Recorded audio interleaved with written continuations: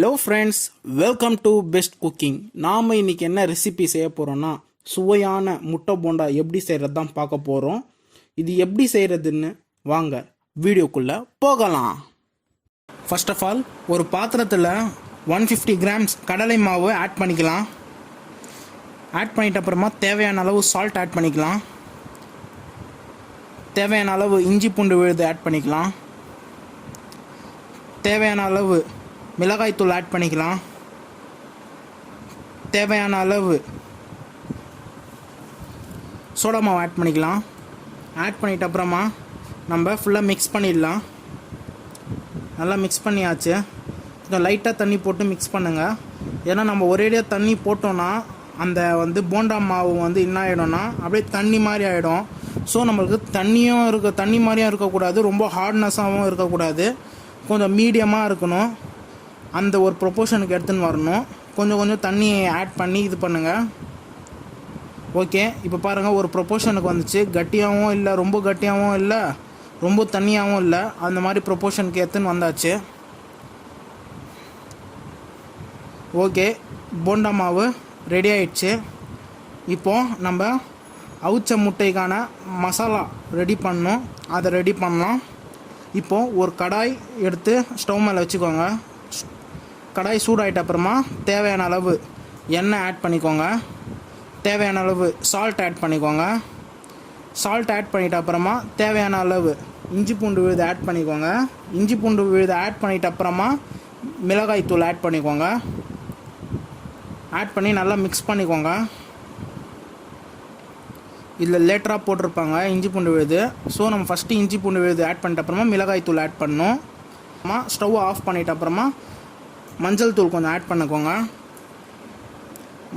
மஞ்சள் தூள் ஆட் பண்ணிட்ட அப்புறமா மிளகுத்தூள் கொஞ்சம் பெப்பர் ஆட் பண்ணிக்கோங்க. அதுலேயே அந்த மசாலாலேயே. ஓகே, மசாலா ரெடி ஆகிடுச்சு. இப்போது அவிச்ச முட்டையை நம்ம 2 ஹாஃபாக கட் பண்ணணும். ஓகே, 2 ஹாஃபாக கட் பண்ணின்னு இருக்கோம்.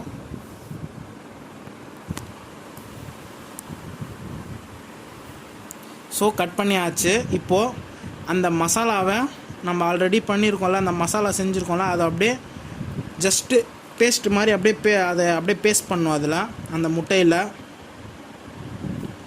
எல்லா இடத்துலையும் பேஸ்ட் பண்ணணும். ஒரே இடத்துல பேஸ்ட் பண்ணுங்கள், அப்போ தான் கொஞ்சம் டேஸ்ட்டாக இருக்கும். ஃபுல்லாக பேஸ்ட் பண்ணோன்னா நம்மளுக்கு அந்த டேஸ்ட்டு தெரியாது. ஒரே இடத்துல கொஞ்சம் பேஸ்ட் பண்ணுங்கள். அதுக்கப்புறம் நம்ம திருப்பி வச்சு பின்னாடியும் நம்ம கொஞ்சம் மசாலா கொஞ்சம் பேஸ்ட் பண்ணிக்கலாம். இப்போ மசாலா ஃபுல்லாக தடவியாச்சு, ஃப்ரண்ட் அண்ட் பேக்கு. ஓகே, இப்போ நம்ம என்ன பண்ணணும்னா, கடாய் சூடாகிட்ட அப்புறமா தேவையான அளவு எண்ணெய் கொஞ்சம் ஆட் பண்ணிக்கலாம். அந்த எண்ணெய் சூடாகிட்ட அப்புறமா நம்ம பொரிச்சு எடுத்துட்டோம்னா சுவையான முட்டை போண்டா ரெடி. எண்ணெய் சூடாயிடுச்சு. இப்போது அந்த முட்டையை நல்லா இந்த மாதிரி நல்லா டிப் பண்ணி அந்த எண்ணெயில் பொரிக்கணும். டிப் பண்ணியாச்சு. இப்போ எண்ணெயில் போட்டுடணும். போட்டாச்சு. ஒரு 2 or 3 மினிட்ஸில் அது எடுத்துடலாம். இப்போது கீழே ஃபுல்லாக இதாகிடுச்சு, நல்லா வெந்துச்சு. இப்போ மேல் பகுதியில் நல்லா வேகலை. ஸோ நம்ம அப்படியே திருப்பி விட்டுக்கலாம். திருப்பி விட்டாச்சு. அவ்வளோதான், ரெடி ஆகிடுச்சு. இப்போ நம்ம ஒரு பிளேட்டில் சர்வ் பண்ணிக்கலாம் அதை, அந்த முட்டை போண்டாவை. ஸோ சுவையான முட்டை போண்டா ரெடி. இது ஈவினிங் ஸ்நாக்ஸ் டைமில் கூட சாப்பிடலாம். நம்ம ஸ்நாக்ஸாக யூஸ் பண்ணலாம். ஈவினிங் டைமில் காஃபி ஆர் டீக்கு ஸ்நாக்ஸாக யூஸ் பண்ணலாம். இந்த டிஷ் உங்களுக்கு பிடிச்சிருந்தா பெஸ்ட்டு குக்கிங்க்கு சப்ஸ்கிரைப் பண்ணுங்கள். தேங்க்யூ ஃபார் வாட்சிங் திஸ்.